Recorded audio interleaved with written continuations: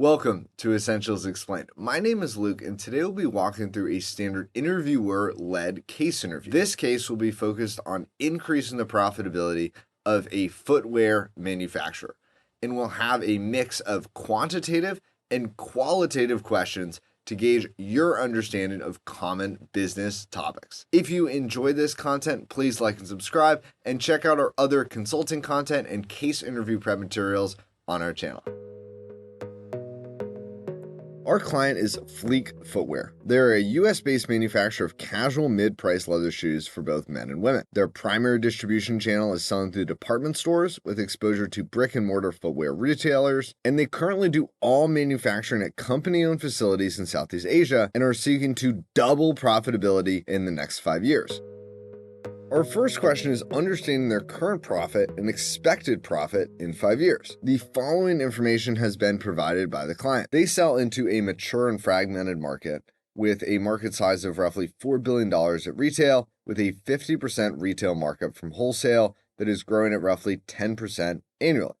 On the business perspective, they have estimated they have 30% of US retail and have a 50% gross margin on their core products. To calculate their current profitability, we can take the market size of $4 billion, multiply it by the market share of 30%, which gives us the revenue at retail of $1.2 billion. We can multiply the revenue at retail by the retail markup of 50%, which gives us revenue at wholesale of $600 million.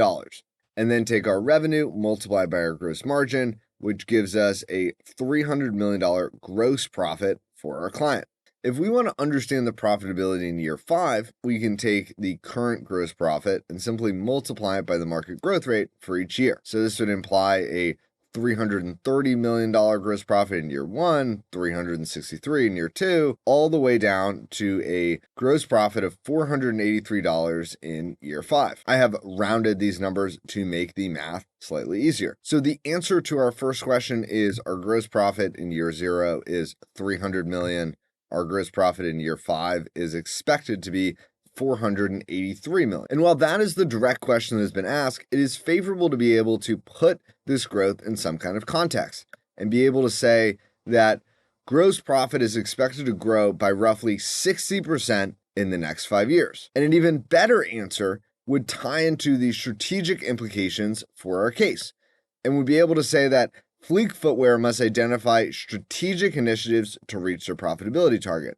So our overall case question is, how can they double profitability in the next 5 years? And what we've been able to identify in this exercise is that base market growth will not allow them to achieve that target. This question is a great example of a good response and a great response. A good response will simply do the math correctly and will present the findings at the end of the case. And we'll say, our current profitability is $300 million. Our expected profitability in year 5 is $480 million. What really separates a great answer is being able to derive insights from those numbers and to be able to say that implies that our profitability will increase by 60% over the next 5 years, which means for our client, they need to pursue alternative measures to double their profitability in the next 5 years to achieve their target. We've done this analysis and we found the answer, but what does that mean? And what does that really imply for the strategic direction of our client and what they should do to achieve their key business objectives?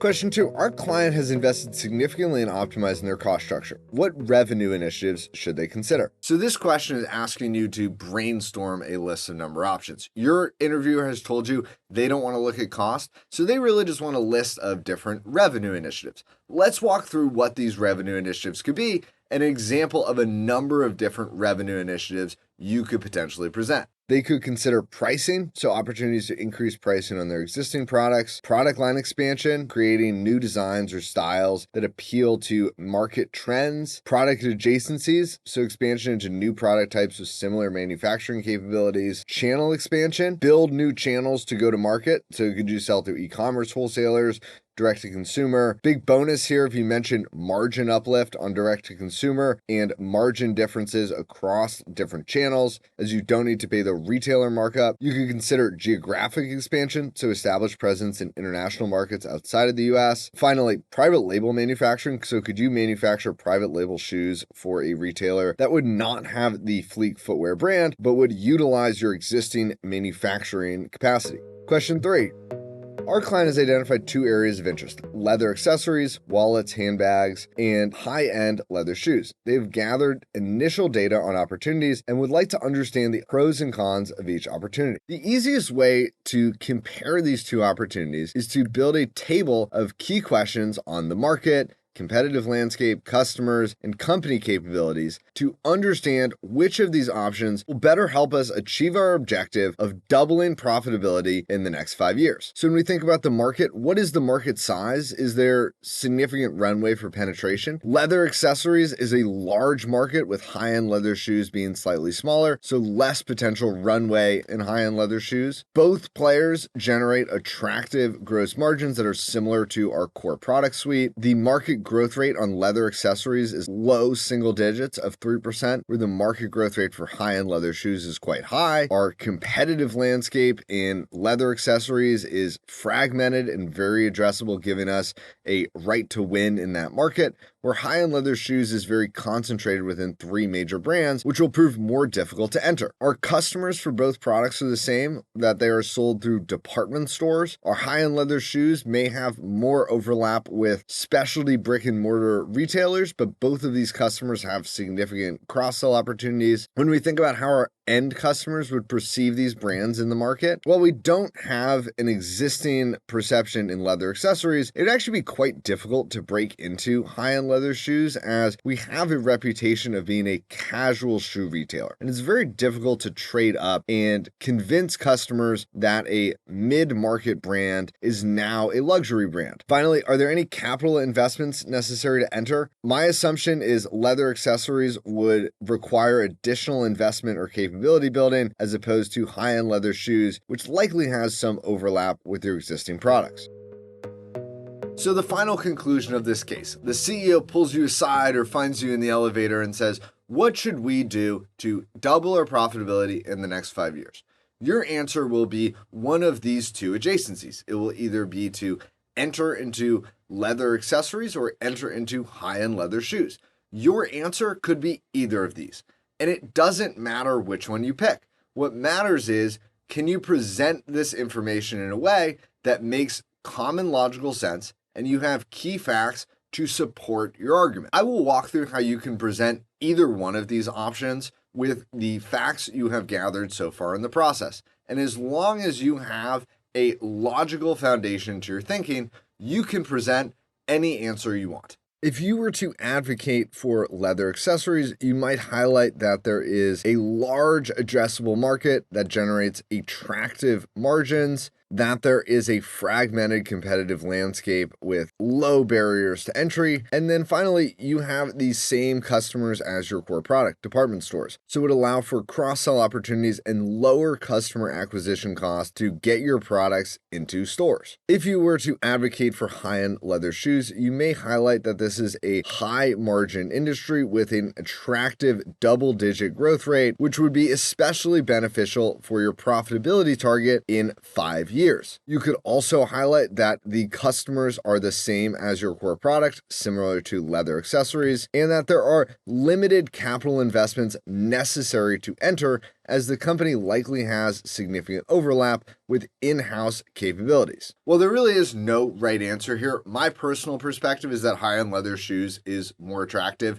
You can argue that the smaller market size is a downside, but the greater market growth rate is going to be much more important for the profitability in 5 years of this company, as it's going to take time to penetrate the market. The biggest downside for high-end leather shoes is that it is a concentrated market, and you are a casual brand that will have difficulty trading up and playing in a luxury market. One perspective that might be helpful to add is that Fleek Footwear could brand their luxury segment as a different label, similar to how GM has Cadillac or Toyota has Lexus, and that customers would see these as two separate brands, but you would still have the benefit of having the internal capabilities and capacity at your manufacturing facilities and similar distribution channels selling through department stores and brick and mortar footwear retailers.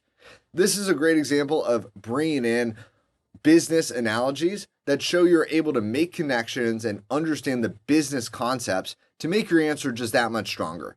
You are being evaluated on whether or not you can come to logical conclusions based on the facts presented. You could come to a different conclusion on the margins, and you might actually say that leather accessories is dilutive to margins as the 40% gross margin is below our current margin profile, where high-end leather shoes is neutral as it is the same margin on our core product. Or you might disagree with me and actually think that the capabilities to produce mid-tier leather accessories are actually relatively similar to producing mid-tier leather shoes, and it is mostly about manufacturing and efficiency of operations, where manufacturing high-end leather shoes may require some additional design or stylistic capabilities that Fleek Footwear might not have in-house. And your perspective could very easily be that producing a high-end luxury brand is very different in capability requirements from producing a mid-tier leather product. And both of these would be very, very reasonable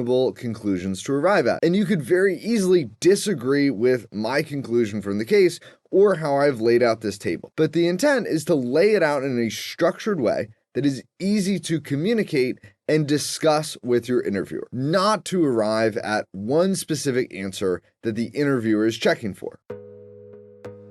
Thank you for watching this video, and if you have enjoyed this content, please check out the other videos in this playlist and on our channel, and we look forward to seeing you again at Essentials Explained.